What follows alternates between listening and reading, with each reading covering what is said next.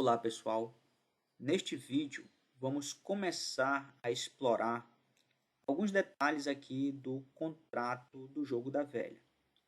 Como tem muita coisa para ser explorada, o código é simples, mas o que está por trás do código e da execução é algo razoavelmente complexo, em termos tecnológicos, é claro.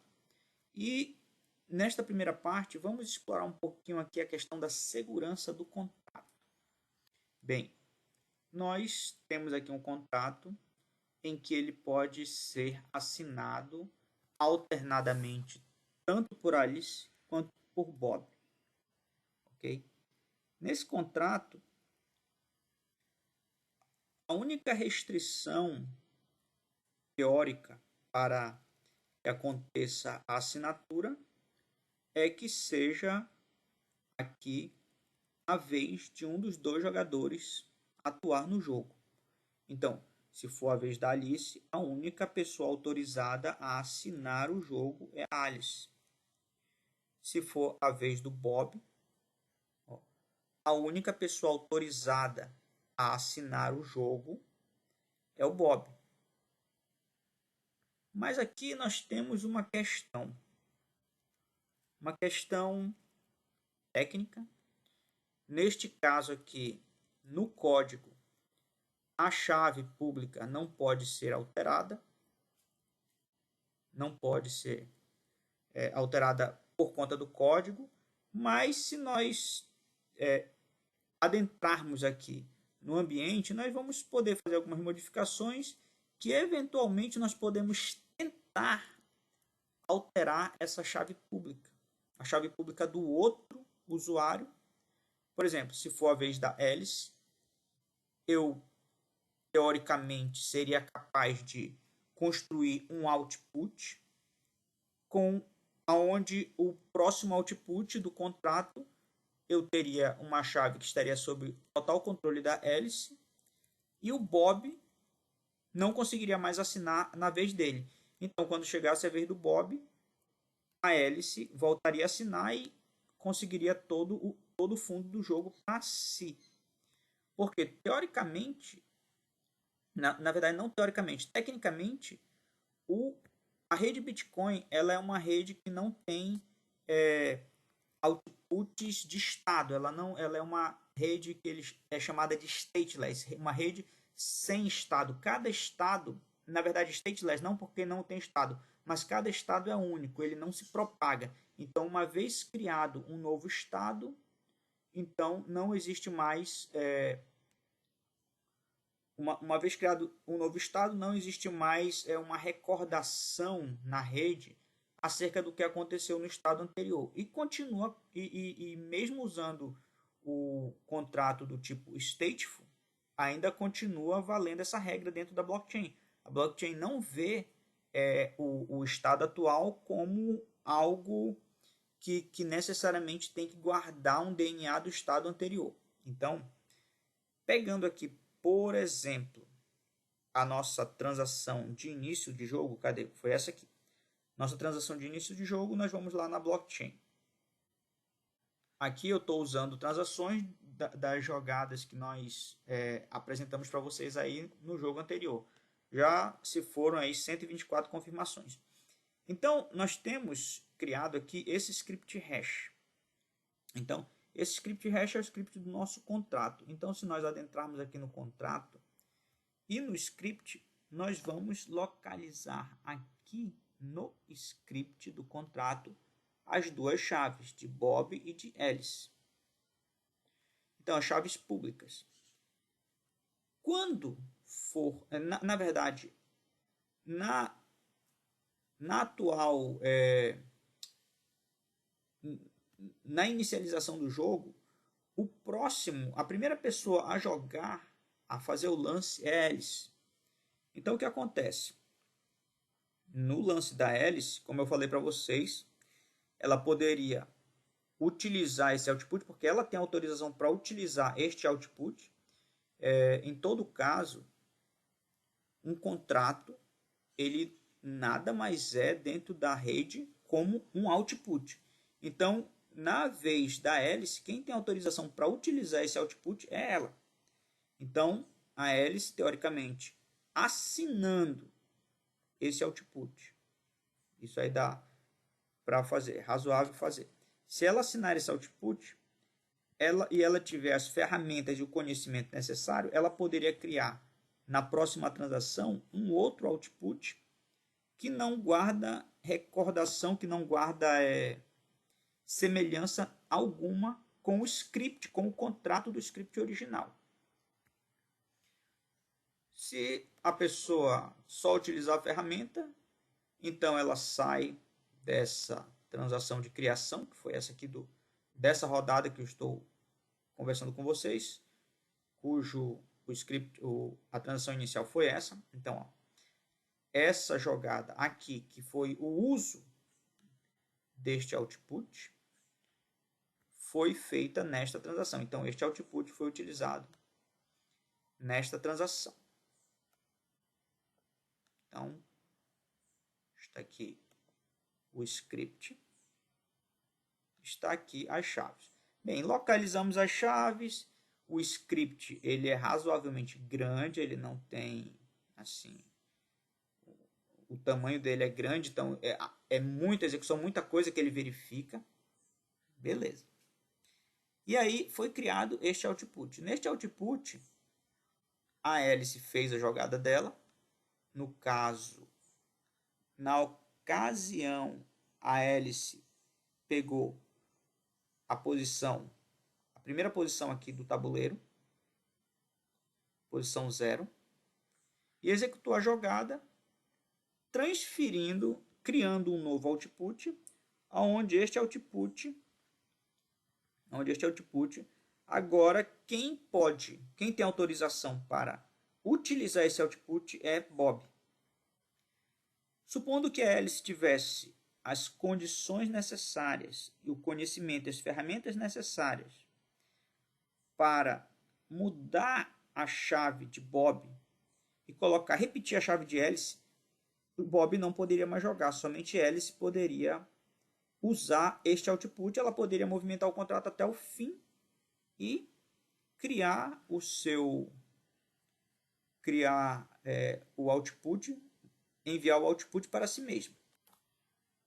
E assim o jogo não seria seguro.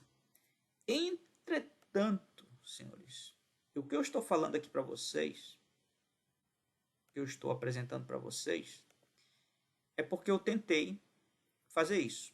Eu sei como fazer algo dessa natureza, então eu realmente tentei, fui bastante a fundo no estudo de como eu poderia fazer isso. O que acontece é que a transação em si na rede Bitcoin, ela não consegue saber de absolutamente nada. Quer dizer, quando eu crio um output e envio para a rede, o meu verificador de assinatura, ele não tem como saber de nada que está acontecendo externamente à transação. Então, eu assinei o input e eu criei um output. A criação do output, eu gero uma assinatura que vai aqui para dentro, mas depois que tem a assinatura, o input, o unlocking script, não consegue verificar nada que está externo. Entretanto, nesta técnica que os colegas do Script criaram para transformar uma transação stateful de forma que ela conseguisse monitorar, inclusive, o output, eles construíram um script que fosse dependente da pré-imagem da transação. Então, a minha transação, o meu unlocking script, no meu unlocking script, eu tenho que necessariamente informar a pré-imagem da minha transação. Este trem hexadecimal aqui, esta quantidade de bytes aqui que vocês estão vendo que eu marquei, ela é a pré-imagem da transação como um todo. Então, o unlocking script não tem como verificar o que está externo a este conteúdo aqui do unlocking script. Mas se eu apresento para ele a pré-imagem, o script, tanto a pré-imagem quanto o estado da minha transação, então eu apresento isso dentro do locking script. Ele tem como verificar se o meu output ele está utilizando o mesmo script que o meu input.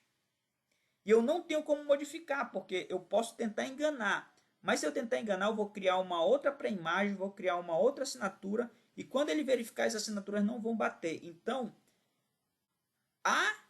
o script de abertura de uso, ele está condicionado à assinatura do meu output e a todo o conteúdo do meu script. Então, eu não consigo apresentar um output externo sem que eu modifique a pré-imagem da minha transação. E se eu modificar a pré-imagem da minha transação, eu vou obter, como eu obtive, um erro. A transação está completa, a assinatura está perfeita, mas quando eu mando para a blockchain, o verificador de script vai verificar que algum erro aconteceu e ele não vai deixar a minha transação ser propagada na rede. Então, isso torna o contrato stateful um contrato extremamente seguro.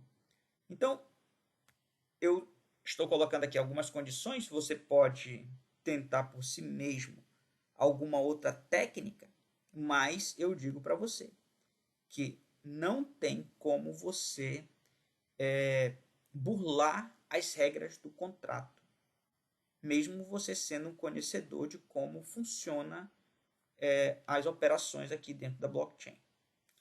Então, nessa primeira parte aqui, eu quis trazer para vocês essa questão da segurança para você ter, para você ver que mesmo a coisa sendo aparentemente simples e podemos pensar em portas dos fundos, a porta dos fundos mais crítica que poderia existir, ela é bloqueada por uma técnica muito interessante. Então, assim, foi uma solução, esta solução aqui para realmente criar um sistema de estados, de UTXO, de estados, em um sistema que não, onde esse tipo de UTXO não existe de forma nativa, foi uma solução genial. Então eu fiquei muito assim maravilhado quando eu vi a solução, porque realmente isso aqui impede que haja uma trapaça desta natureza. É claro que você pode pensar em outras, mas essa aqui seria uma que poderia botar tudo a perder aqui na segurança do contrato. E como esta porta não existe, você pode tanto confiar na segurança deste contrato, quanto utilizar esta metodologia de contrato stateful para criar outros tipos de contrato, como, por exemplo, assinaturas sequenciais. Em vez de você usar um sistema de multi-assinaturas, você pode usar este tipo de contrato para que pessoas diferentes que precisem assinar um contrato, eles possam assinar em cadeia, um depois do outro, sem prejudicar o contrato como um todo e sem a possibilidade que haja uma fraude, usando esta metodologia. Então, essa foi a primeira parte aqui do da nossa exploração aqui de detalhes do contrato do jogo da velha. Nos próximos vídeos nós vamos explorar outras características aqui do contrato. Então vou ficando por aqui, fiquem com Deus e até a próxima.